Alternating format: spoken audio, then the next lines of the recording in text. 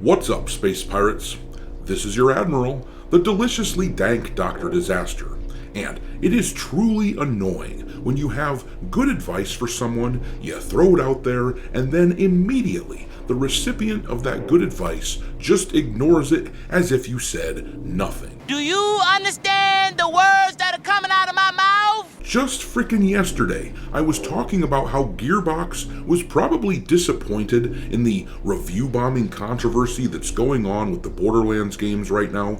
Considering that Borderlands 4 is releasing in a few months, I talked about how Gearbox needed to navigate away from this as fast as possible because controversy has been killing games left and right in the past year, but instead of snuffing out this controversy, the CEO of the frickin' company decided he wanted to create a new controversy. He decided he had a little message for gamers. If you're poor, stop being poor. Why didn't I think of that? Some people need to unplug from social media, and clearly Randy Pitchford is one such person. The absolute brainlet responded to a fan of Borderlands on X who was asking him not to raise the price of Borderlands 4, and the dude put his foot so far into his own mouth that it's coming out his back end and it looks like he's got just a little leg. He told the guy that when it comes to an $80 price tag, a real fan would find a way to make it happen.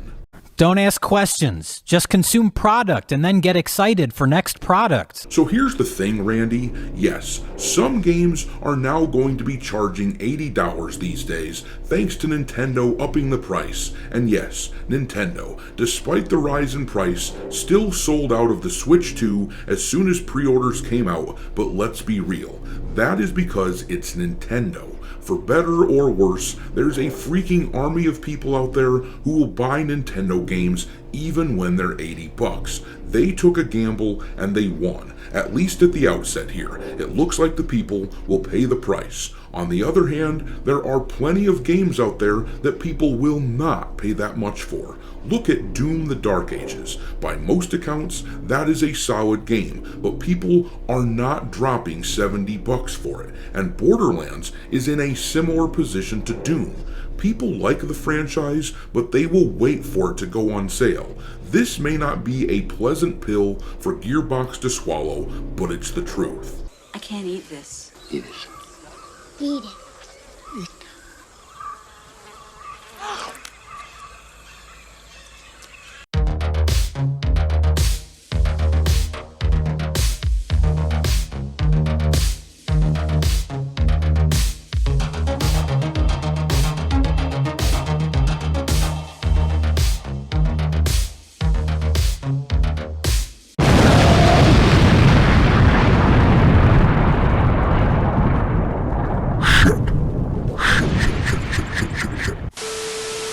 Alright, me hearties, make sure you hit the like button on this video, subscribe to the channel if you haven't already, and also, please consider supporting the channel by becoming a member. Audiobook of a dark fantasy novel I've written is currently available for members only, and the book itself will be released on Amazon soon. The thing is, we can't just complain about what we don't like in culture, we have to provide alternatives to the mainstream crap, so I humbly ask that you consider supporting the channel for as little as $5 per month, and look for the novel when it launches on Amazon. Details will be coming soon. In any case, let's dive on in to this Borderlands 4 scenario. The thing is, lost in all the controversy over what Randy Pitchford said is the fact that he is flat out admitting that the game is going to cost $80. There's no reason for him to act all defensive like he did and to make a big deal out of it unless the price point was already determined to be $80 on their end. Hell, there's no reason for him to even respond unless the game is going to be overpriced at $80. But let's take a look at what was specifically said. This guy here wrote on X, Randy, this game better not be $80. Don't take that risk. A lot of gamers aren't going to pay $80 and feed this notion of constant increase of the price tag. you are the CEO, you have some say with the price when it comes to your publisher. And of course, the best response to this would have been no response at all. It should have been left alone until the company had an opportunity to spin their PR and gently lead people to the higher price as best they could. But instead, Randy Pitchford replied saying, A, not my call, and B, if you're a real fan, you'll find a way to make it happen. My local game store had Starflight for Sega Genesis for $80 in 1991 when I was just out of high school, working minimum wage at an ice cream parlor in Pismo Beach, and I found a way to make it happen. And I've got to say, I think that this make it happen line is going to end up as one of those infamous lines from jackasses in the industry like, it just works, or gamers need to get comfortable not owning their games, or if you don't like it, don't buy it. The thing is, though, that there is a shit ton of competition going on in the gaming industry right now. It is a bloated space where a lot of these studios are spending way too much money to make their games.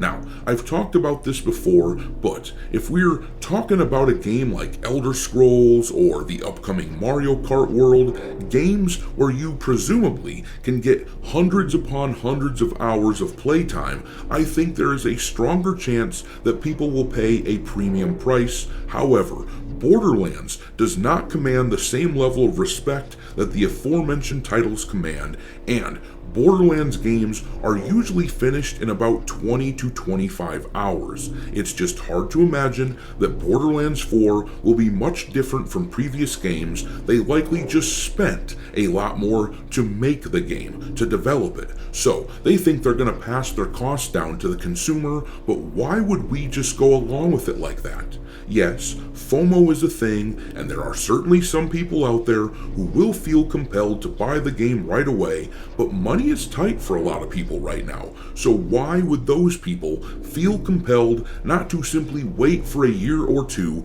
and buy the game at a fraction of the original cost? As Randy said, if you're a real fan, you'll make it happen.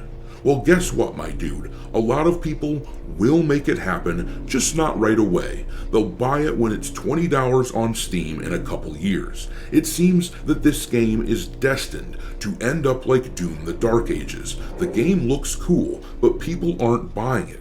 Over on Steam, as you can see here, the game topped out at about 31,000 concurrent players, which is surprising considering the pedigree of the Doom franchise and the fact that everyone is kind of saying that it's a good game. But, as we identified the other day, the biggest hindrance for the title is the fact that they were asking $70 for a game with a 15-hour campaign.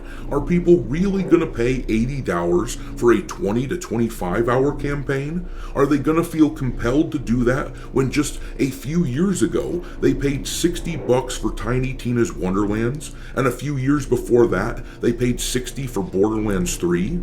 And then, to top it off, Gearbox has to navigate this review bombing campaign in response to the end-user license agreements that parent company Take-Two have issued. This is a company who is fresh off the heels of a catastrophic movie release last year with the Borderlands movie, and they had a pair of games in Borderlands 3 and Tiny Tina's Wonderlands, which left a sour taste in a lot of people's mouths. The studio has not released anything that was considered universally loved in over a decade at this point. They really need a win here, and they need to avoid controversy as much as possible. Unfortunately, for all the developers who work for Gearbox, whose jobs are on the line, the CEO doesn't seem to give a shit about common sense PR approach. But I'm gonna leave it there.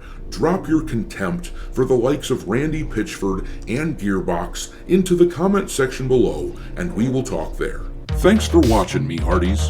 If you haven't already, your Admiral is inviting you to subscribe to the channel and become a part of the crew. Life as a space pirate may not be glamorous, but there's always plenty of booty.